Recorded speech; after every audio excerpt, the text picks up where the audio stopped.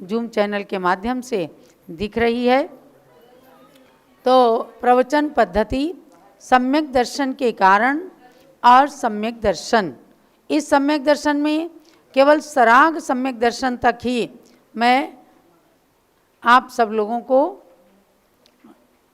Page number 48 तक ही परीक्षा लेऊंगी, उसी तक आपके क्वेश्चन पेपर बनाए गए हैं और सब लोग अच्छे से अध्ययन कर चुके हैं।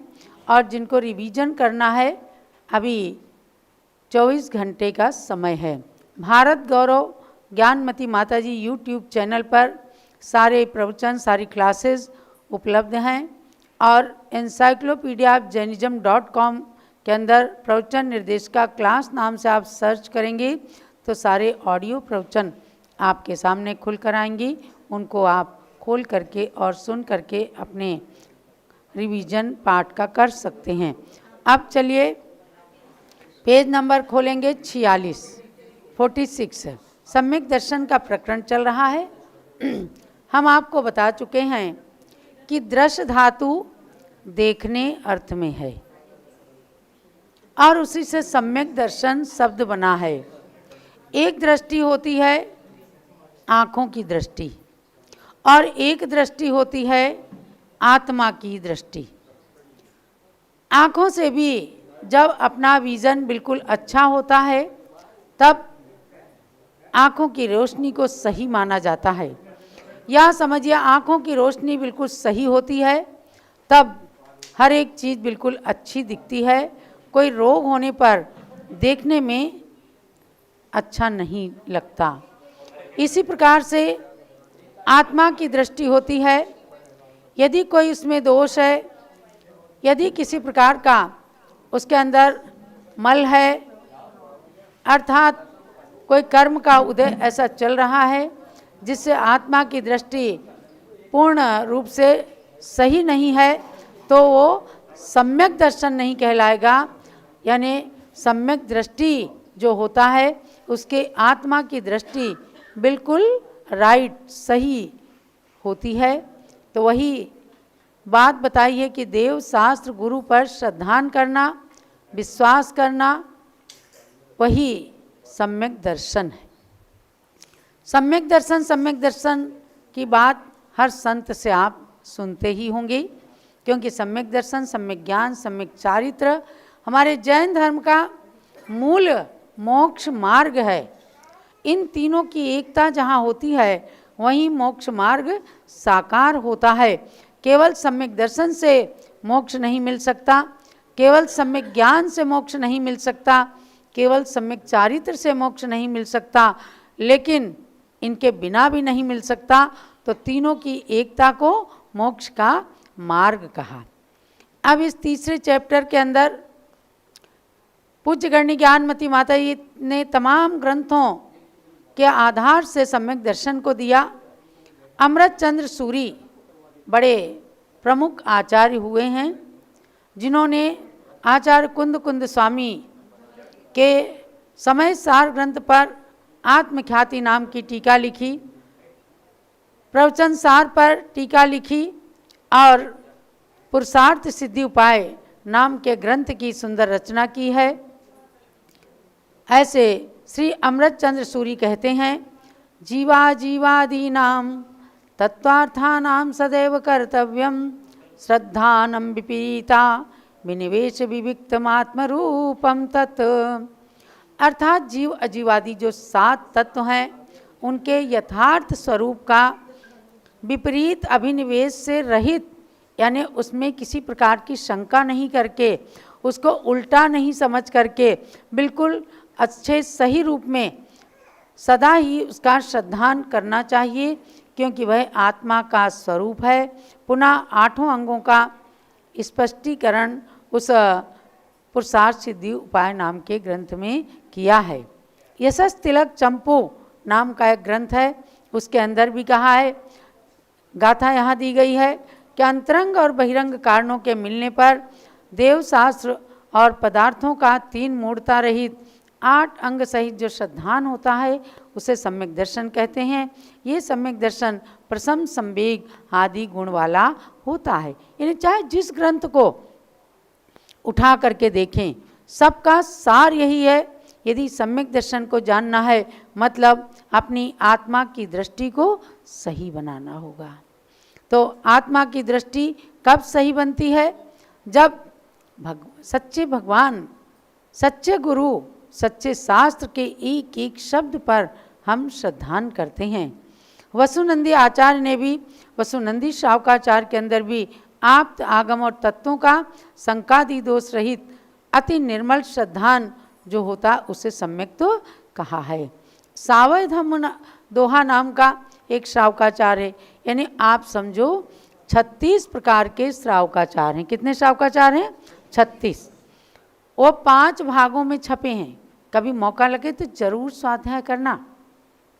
जब इन श्रावकाचारों का स्वाध्याय कर लेंगे तब आप समझ सकेंगे हम श्रावक श्राविकाएं हैं, हमारा कर्तव्य क्या है।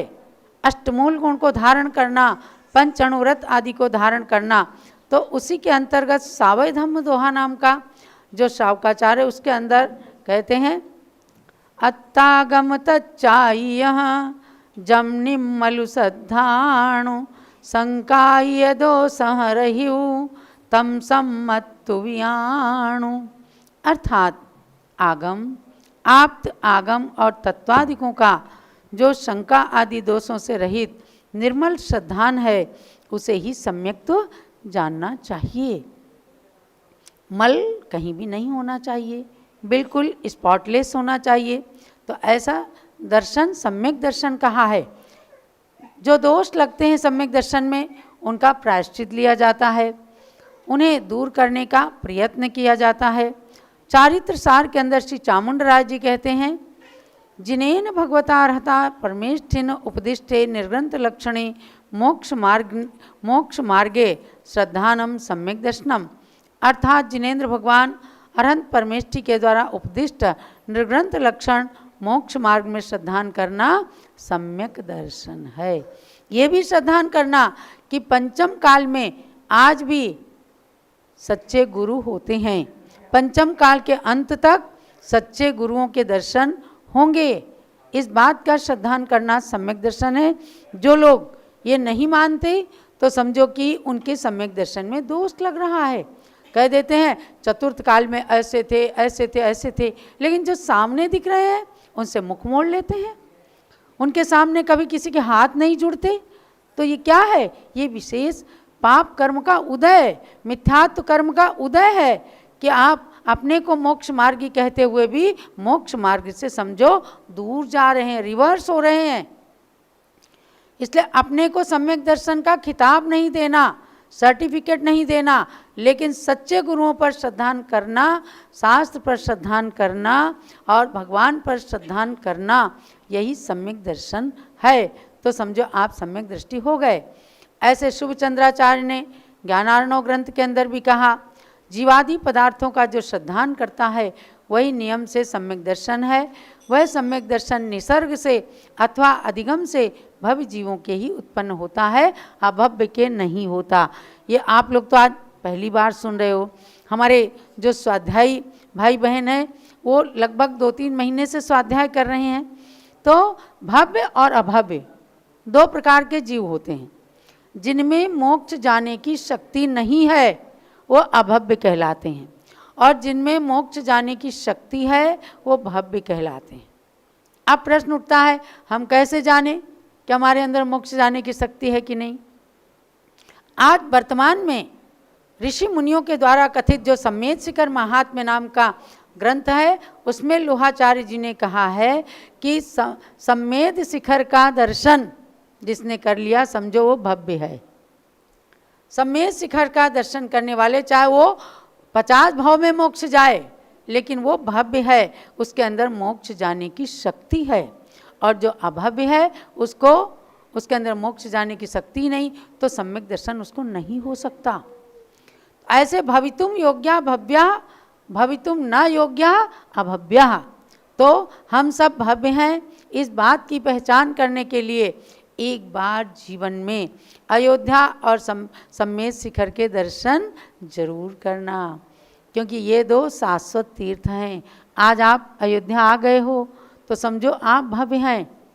अब आप नरक और तिर्यंच गति में नहीं जाएंगे, अब आपको देवगति का टिकट मिल गया। तो भव्य जीवों को ही निसर्ग से या अधिगम से, गुरु के उपदेश से भी हो सकता है, यह अधिगमत सम्यक दर्शन कहलाता है। और अपने मन से हो गया, भगवान के दर्शन करते करते भी किसी को सम्यक दर्शन प्रकट हो जाता है, तो वो निसर्गत सम्यक दर्शन कहलाता है। नेमि चंद्राचार्य ने भी द्रव्य संग्रह के अंदर इसी बात को कहा। इन गाथाओं को आप यथास्थान ग्रंथों को खोजने की बजाय जो माता जी ने, पूज्य माता ने यहाँ संग्रहित किया है, उनको ही पढ़ करके आप जान लीजिए कि संशय विपर्य और अनध्यवसाय इन दुर्भिन्न वेशों से रहित अपने सम्यक दर्शन को शुद्ध बनाना है। अमित गति आचार्य ने भी अपने श्रावकाचार के अंदर कहा है कि क्षायोपशमिक, क्षायिक और औपशमिक भेद रूप जो सम्यक दर्शन है उसको धारण करें। साध्य और साधन के भेद से सम्यक दर्शन दो प्रकार का है। क्षायिक सम्यक तो साध्य रूप है और शेष औपशमिक और क्षायोपशमिक सम्यक दर्शन साधन है। क्षायिक सम्यक दर्शन केवली भगवान के पादमूल में होता है, जो भगवान महावीर के समोसरण में राजा श्रेणिक को हुआ था। भरत चक्रवर्ती क्षायिक सम्यक दृष्टि थे। मर्यादा पुरुषोत्तम राम क्षायिक सम्यक दृष्टि थे, जिनका सम्यक दर्शन फिर दोबारा कभी भी छूटता ही नहीं, मिथ्यात्व तो कभी उनको हो ही नहीं सकता। ऐसा क्षायिक सम्यक दर्शन 7 कर्म प्रकृतियों के क्षय से होता है। अनंतानुबंधी क्रोध मान माया लोभ, 4 तो ये हो गए। मिथ्यात्व, सम्यक मिथ्यात्व और सम्यक्त प्रकृति, ये 3 मिल करके 7 प्रकृतियों का पूरी तरह से नाश हो जाता है। आत्मा में एकदम निर्मलता, पवित्रता आती है, तब क्षायिक सम्यक दर्शन होता है। वीतराग और सराग सम्यक दर्शन के भेद से सम्यक दर्शन के 2 भेद कहे गए हैं। उनमें क्षायिक सम्यक दर्शन को वीतराग कहा है और 2 सम्यक दर्शन जो है औपशमिक, क्षायोपशमिक, ये सराग सम्यक हैं।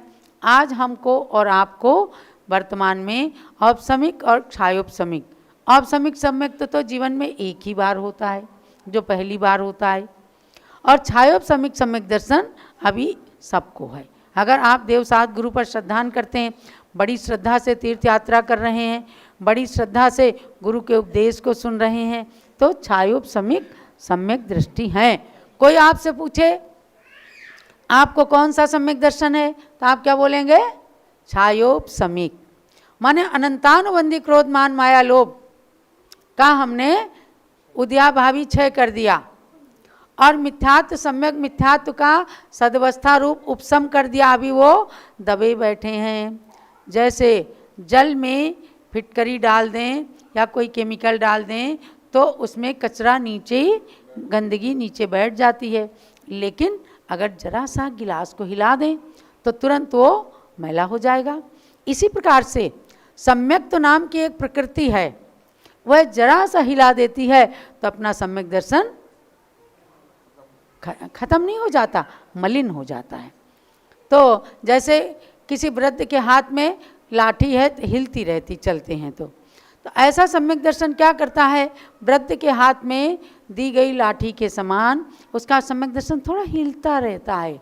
ये मंदिर मेरा है, ये तीर्थ मेरा है, ये भगवान मेरे हैं, ऐसी बात भावना आ जाती ना।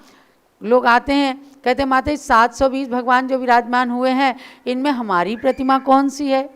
ये भी आपकी तो है नहीं, है तो भगवान की, लेकिन आपने द्रव्य दिया है तो उन भगवान के प्रति अपनापन आता है। तो वो सम्यक दर्शन में दोष तो है, लेकिन सम्यक दर्शन को समाप्त नहीं कर रहा है। कितने ही लोग भ्रमित कर देते हैं। भ्रमित मत होना, कहेंगे तुम्हारा इस मंदिर में, इस प्रतिमा में अपनत्व भाव आ गया, यही तो मिथ्यात्व है। ये मिथ्यात्व नहीं है, समझे पराग जी? आप तीर्थों का उद्धार कर रहे हैं, क्षयोपशम सम्यक दृष्टि है, और जो भगवान बनाता है समझो एक दिन भगवान जरूर बनता है। जो तीर्थ बनाता है वो एक दिन तीर्थ जरूर बनता है। आज आप देखते हो ज्ञानमती माता ने कितने तीर्थों का उद्धार विकास करा दिए। बनाती नहीं है, ये बताती हैं। ये बचाती हैं और बताती हैं, लेकिन ये बनाती नहीं हैं। इनका कहना है कि जो बने बनाए तीर्थ हैं, जिनको आवश्यकता है आपके सहयोग की, तो वहाँ श्रावकों को लाओ और वहाँ पर कार्य करो। यह अयोध्या तीर्थ जो वर्षों नहीं अनादिकाल से तीर्थ था, उपेक्षित हो गया। तो उस तीर्थ को तीर्थ का स्वरूप देने के लिए आज 90 साल की आयु के अंदर भी ज्ञानमती माता जी अयोध्या आई, जन जन को प्रेरणा दिया कि भव्यात्माओं एक बार इसकी वंदना कर लो, नरक तिर्यंच गति टल जाएगी। तो ऐसे सम्यक दर्शन के प्रकरण में इन चीज़ों को जानना कि तीर्थ यात्रा करने से अपनी आत्मा पवित्र होती है। तीर्थ यात्रा का पुण्य महान है, इसकी दूजी न कोई मिसाल है। इससे आत्मा बनेगी परमात्मा, भव सागर से होकर पार है। समझ गए? भव सागर से पार होना है तो आपको तीर्थ यात्रा करना है। संसार की यात्रा करते करते करते करते कितने सैकड़ों हजारों नहीं लाखों अनादिकाल हो गया। अनादिकाल से हमने संसार की यात्रा की है। अब तीर्थ की यात्रा करके अपने उस भाव भ्रमण की यात्रा को समाप्त करना है। तो पेज नंबर 48 पर जब हम आते हैं तो इसमें कहते हैं आध्यात्मिक भाषा में वीतराग सम्यक्त को वीतरागी मुनियों के ही माना गया है। उसके पहले छठे गुण स्थान तक सराग सम्यक्त है। छठे गुण स्थान माने मुनियों को। हम और आप छठे गुण स्थान में नहीं जा सकते। आरिकाएँ भी 5वें गुण स्थान में हैं। तो फिर भी यहाँ उपर्युक्त लक्षणों में श्री अकलंक देव ने तत्वार्थ राजवार्तिक में क्षायिक सम्यक्त को वीतराग कहा है। उमा स्वामी शावकाचार में, अमित गति शावकाचार में भी औपसमिक क्षायोपसमिक को सराग सम्यक्त एवं क्षायिक सम्यक्त को वीतराग सम्यक्त कहा है। तो इस अपेक्षा से चतुर्थ गुण स्थान में भी जिसको क्षायिक सम्यक दर्शन प्राप्त हो गया तो समझो उसको वीतराग सम्यक्त हो गया। इसलिए क्या वो संसार में परिभ्रमण नहीं करेगा। एक भाव में या दो भाव में या तीसरे भाव में तो नियम से क्षायिक सम्यक दृष्टि मोक्ष को प्राप्त कर लेता है। इस दृष्टि से वर्तमान काल में वीतराग सम्यक्त का अभाव है।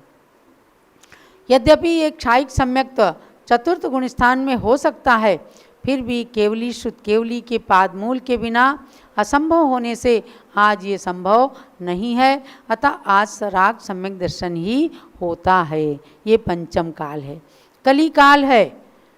पाप कर्म के उदय से पंचम काल में जन्म हुआ है। लेकिन ज्ञानमती माता कहती हैं कि हमारे लिए वो चतुर्थ काल भी अच्छा नहीं था जब हमने सम्यक दर्शन नहीं पाया। वो पंचम काल भी अच्छा है जब हम सम्यक दृष्टि बन सकते हैं, जब हम अच्छे देव साथ गुरुओं पर श्रद्धान कर सकते हैं, जब हम अपनी आत्मा के सार को समझ सकते हैं। तो ये पंचम काल भी अच्छा मानना। हम पुण्यशाली हैं कि जैन कुल में जन्म लेकर अपने जन्म का सदुपयोग कर रहे हैं। तो यही आज के स्वाध्याय का सार समझना। ये प्रवचन निर्देशिका में 48 पेज तक आपने जो स्वाध्याय किया है, इसमें सम्यक दर्शन के प्रकरण को खूब अच्छी तरह समझा है।